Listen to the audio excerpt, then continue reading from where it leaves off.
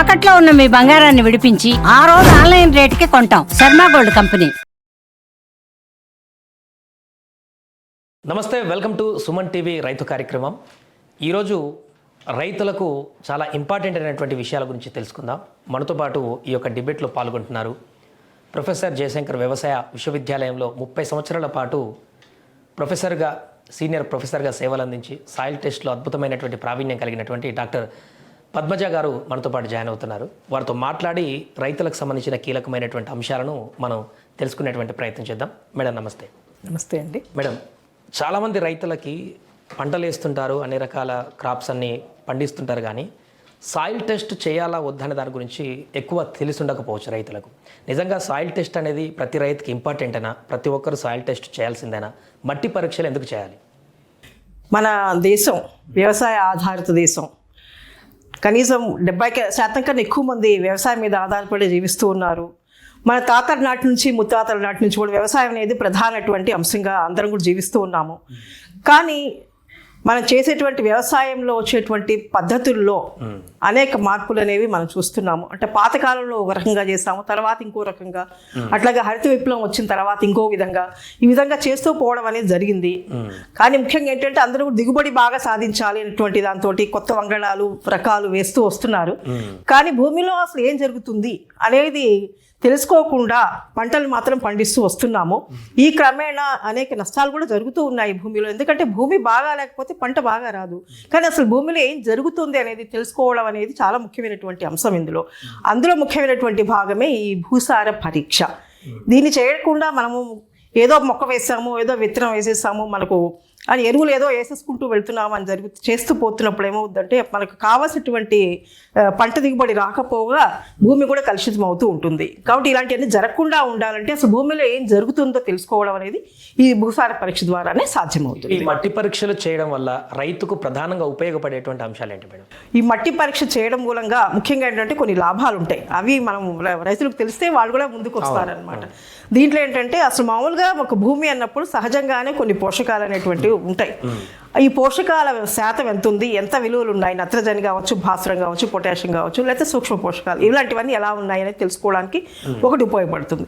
రెండవది ఏంటంటే పోషకాలే కాదు, మన భూమి అసలు పంట పండించడానికి అనుకూలంగా ఉందా లేదా అనేటువంటి అంశాలు కూడా తెలుసుకోవాలి అంటే ఈ భూసార పరీక్ష ఉపయోగపడుతుంది. ఉదాహరణకు మన భూమిలో అంటే ఆమ్ల నేలలా, లేకపోతే క్షార నేలలా, లేకపోతే ఇలాంటి లవణాల శాతం ఎంత ఉంది, ఇలాంటి ముఖ్యమైన అంశాలు కూడా మనకు ఉదజని సూచిక ద్వారా కానీ, లేకపోతే లవణాల స్థాయి తెలియడానికి ఎలక్ట్రికల్ కండక్టివిటీ అంటాం, ఈసీ అంటాం.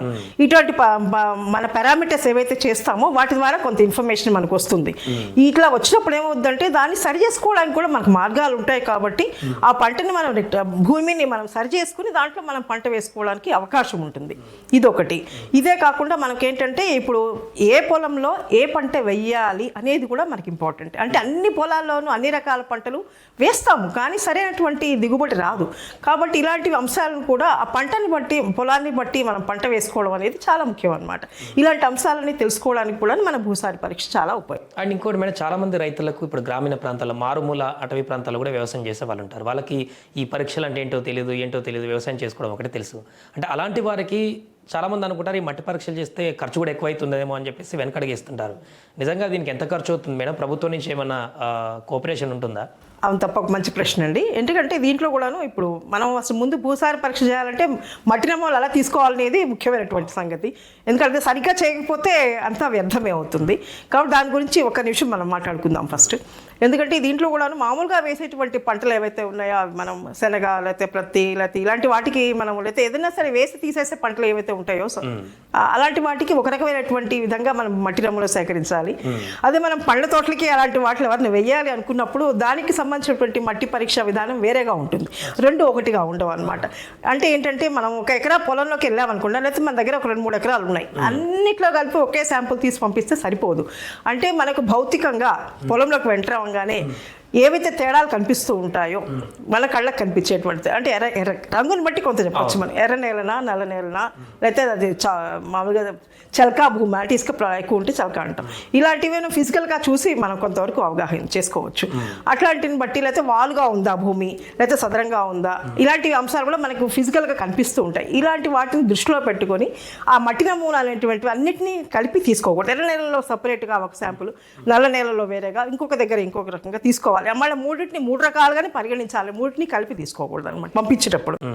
అలాగే తీసుకునేటప్పుడు ఏంటంటే ఒక్క ప్రాంతం, 1 ఎకరాకి వెళ్ళాం పొలంలోకి, అంతా మామూలుగా మనం ఒక శాంపుల్ తీసుకొని బయటకు వస్తే అది కరెక్ట్ కాదండి. అంటే దానికి సంబంధించినటువంటి రిప్రజెంటేటివ్ శాంపుల్ని మాత్రమే మనం తీసుకున్నట్లయితే అట్లీస్ట్ ఆ ఎకరాకి సంబంధించినటువంటి రిజల్ట్ ఏదైతే ఉందో సరిగ్గా వస్తుంది. అంటే ఒక 5 ఎకరాల పొలం ఉంటే మేడం, 5 ఎకరాలు నల్లరేగడి అదనుకోండి, ఓకే, సో ఒక శాంపుల్ తీసుకుంటే సరిపోతుందా, లేకపోతే ప్రతి ఎకరా 5 ఎకరాలు యూనిఫామ్గా అంత మంచి పెద్ద బిట్టు మనకు ఉంటే గనక అట్లీస్ట్ అప్పుడు కూడా ఏం చేస్తామంటే 1 ఎకరాల దిగి ఒక శాంపుల్ తీసుకోకూడదండి.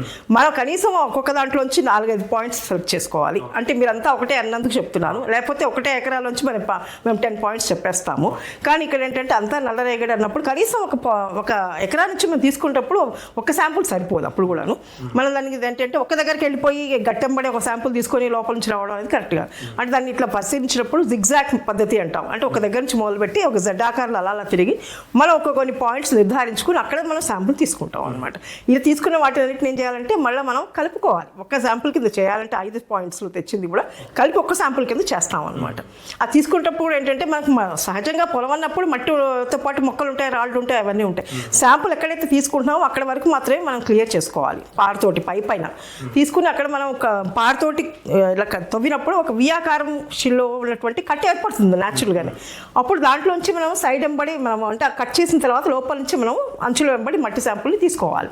ఈ విధంగా మనం అన్ని ప్లేసెస్లో కూడా కలెక్ట్ చేసిన దాన్ని కలెక్ట్ చేసుకుని మనం ప్లాస్టిక్ బకెట్లో కానీ దేంట్లోనే వేసుకుని దాన్ని మళ్ళీ ఏం చేస్తామంటే ఒకవేళ దాంట్లో కనుక ఏదైనా మనకు తేమ ఉంది అని అనిపిస్తే ఆ మట్టిని ఎండలో ఆరబెట్టకూడదండి, నీళ్ళలోనే ఆరబెట్టుకోవాలి. ఆరబెట్టినటువంటి మట్టిని మనం 4 భాగాలుగా చేసి క్వార్టరింగ్ పద్ధతి ద్వారా, అంటే ఆ నమూనాని కలపడం అనే విధానాన్ని క్వార్టరింగ్ అంటాం అనమాట. అన్ని సరిగ్గా కలిపేసుకున్నట్లయితే మనకు ఒక రిప్రజెంటేటివ్ శాంపుల్ మనకు ఫైనల్గా కావాల్సింది 1/2 కిలో మాత్రమే. ఇప్పుడు ఒక 2 కిలోలు 3 కిలోలు మనం తీసినా కూడా అదంతా మనం పంపించాల్సిన అవసరం లేదు పరీక్షా కేంద్రాలు. ఈ విధంగా తీసుకుని మనం దాన్ని లేబులింగ్ చేయాలి. ఎక్కడి నుంచి వచ్చింది, ఎవరు పంపించారు, ఏ పొలము, అవన్నీ కొన్ని ఉంటాయి కదా ఇన్ఫర్మేషన్, అవన్నీ కూడా తప్పకుండా సరిగ్గా రాసి మనం భూసార పరీక్షా కేంద్రాలకు పంపించుకోవాలి. అదే మన పండ్ల తోటకు వచ్చేసరికి ఈ పద్ధతి పనికిరాదు.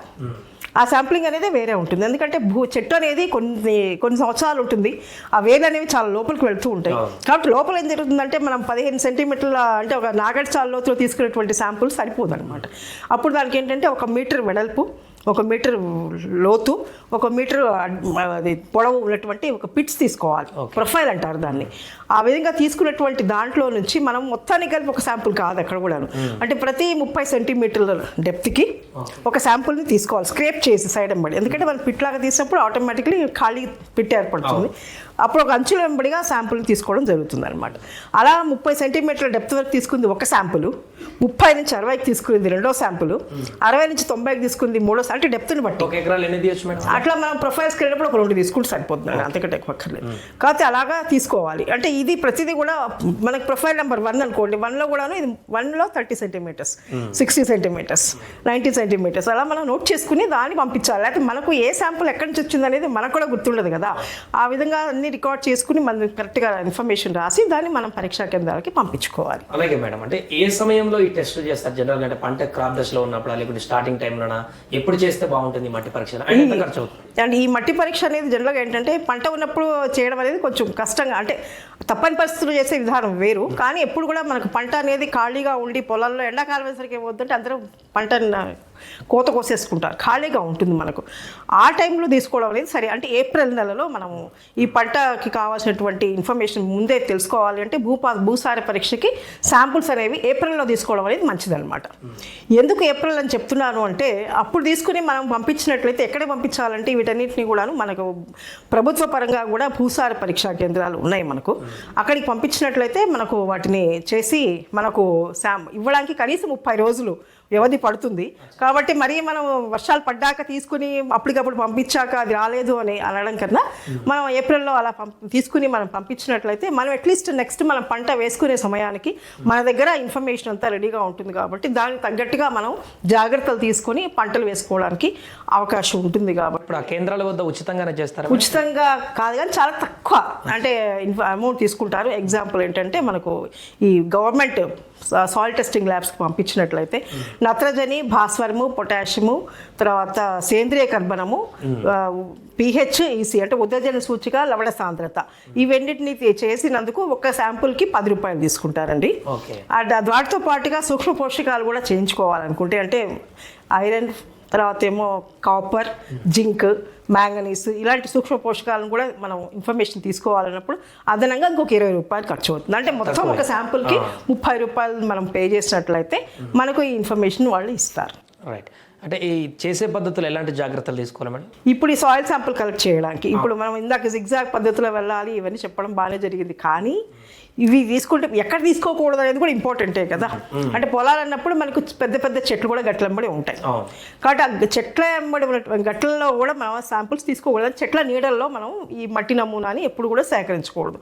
ఎందుకంటే ఆ చెట్ల కింద ఆకులు రాలుతాయి. ఆకులు రాలినప్పుడు ఏమవుద్దంటే అక్కడే కుళ్ళి అవి ఏమవుద్దంటే వాటిని డికంపోజ్ అయినప్పుడు ఆర్గానిక్ కార్బన్ కంటెంట్ అలాంటి మిగతా పెరగడానికి స్కోప్ ఎక్కువ ఉంటుంది. కాబట్టి మనం అసలు అక్కడ రియల్ మనకు ఇన్ఫర్మేషన్ రాదు. కాబట్టి చెట్ల నీడల్లో ఎప్పుడు కూడా మనం అది తీసుకోకూడదండి. అట్లాగే నీళ్లు పారేటువంటి కాలువలు అనేటువంటివి కూడా మన పొలాలంబడి ఉంటాయి కదా.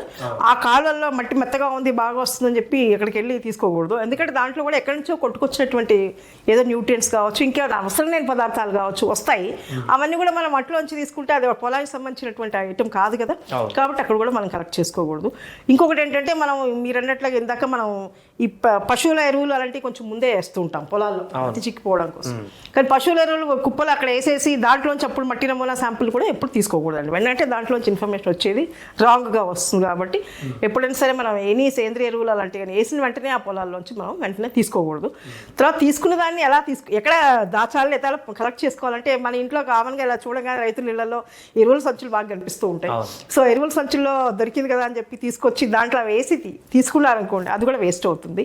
కాబట్టి ఒక మంచి స్వచ్ఛమైనటువంటి గుడ్డ సంచి కావచ్చు, లేకపోతే మంచి ప్లాస్టిక్ కవర్ కావచ్చు, అంటే ఎరువులు లేనటువంటిది తీసుకొని దాంట్లోనే మనం శాంపుల్ని వేసుకోవాలి. ఇవన్నీ కూడా ఇంపార్టెంట్ జాగ్రత్తలు. ఇవి కంపల్సరీగా అందరూ కూడా ఫాలో అవ్వాలి. ఎన్ని ఇయర్కి ఒకసారి చేయాలి madam soil test? Every year చేయాలి లేకుంటే ఒకసారి? ఎవ్రీ ఇయర్ చేయకపోయినా కనీసం 2 ఏళ్ళకి ఒకసారి చేయాలని మాత్రం చెప్తుంటామండి. ఎందుకంటే ప్రతి సంవత్సరం అనేది ముందు చేయడమే చేయట్లేదు కాబట్టి కనీసం వాళ్ళందరినీ ఎంకరేజ్ చేయాలంటే ముందు చేయడం అనేది ఇంపార్టెంట్ అనేది మనం తీసుకొస్తున్నాం ఇప్పుడు. కాబట్టి అసలు చేయకపోగా వదిలేసేదానికన్నా కనీసం 2 ఏళ్ళకి ఒకసారి అన్నా చేస్తే బాగుంటుంది అనేది మంచిదన్నమాట. Right madam, thank you so much madam. అది సాయిల్ టెస్ట్కి సంబంధించి దానికి ఉన్నటువంటి ప్రాముఖ్యత గురించి, దానివల్ల కలిగేటువంటి లాభాల గురించి పద్మజ గారు చెప్పినటువంటి వివరాలు. మీకు ఏమైనా సందేహాలు ఉంటే కామెంట్ రూపంలో తెలియజేయండి. మరొక వీడియోలో మీ సందేహాలకు సంబంధించినటువంటి ప్రశ్నలు మేడాన్ని అడిగేటువంటి ప్రయత్నం చేద్దాం.